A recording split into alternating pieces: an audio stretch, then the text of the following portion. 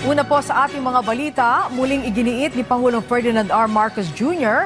ang kahalagahan ng aksyon ng lokal na pamahalaan para tiyak na makararating sa mga Pilipino ang tulong ng gobyerno. Sinabi yan ng Pangulo sa paglulunsad ng isang programa sa Maynila kung saan tinatayang nasa 80,000 families ang makikinabang.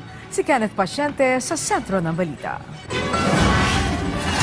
Para matiyak na hindi maaapektuhan ang pagkain ng mga Pilipino sa harap ng krisis sa Middle East, mismong si Pangulong Ferdinand R. Marcos Jr. ang nanguna sa paglulunsad ng biyayang bigas para sa Maynila program sa lungsod ng Maynila ngayong araw. Sa ilalim nito, makakatanggap ng tig 10 kilo ng bigas sa mga benepisyaryo na tinatayang aabot sa humigit kumulang 80,000 na pamilya. Kabilang na ang mga manggagawa sa transport at service sector na susuportahan sa loob ng 6 na buwan.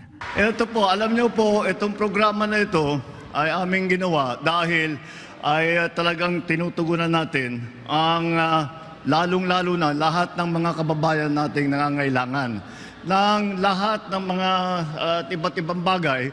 Ngunit ang nangunguna dyan ay yung pagkain. At sa pagkain, tayo mga Pilipino ay pag pinag-usapan ng pagkain, kailangan bigas. At yung ulam, siguro mas madali na yun. Basta't may bigas, buhay na tayo. Pinondohan ang programa ng Office of the President sa pamamagitan ng Financial Assistance to Local Government Units o FALGU na umabot sa 286 million pesos. Kaya binigyang diin ng Presidente ang kahalagahan na rekta na sa mga LGU ang pondo. Kaya ang ginawa ko ay tiniyak ko na talagang local government ang mabibigyan ng tulong.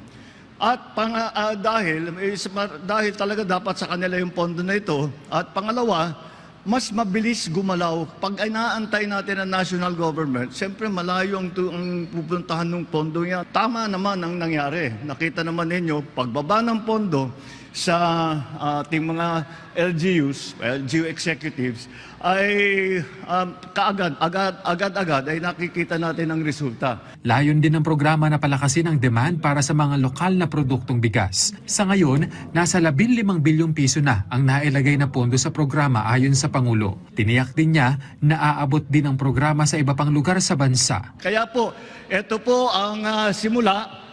Kagaya ng sabi ko, nauna ang Maynila, ngunit patuloy po ito at saka buong bansa ay mabibigyan natin. Malaking bagay ito para sa mga benepisyaryo. Para po sa amin, malaking tulong po ito dahil sa ngayon po mahal na po yung mga bilihin.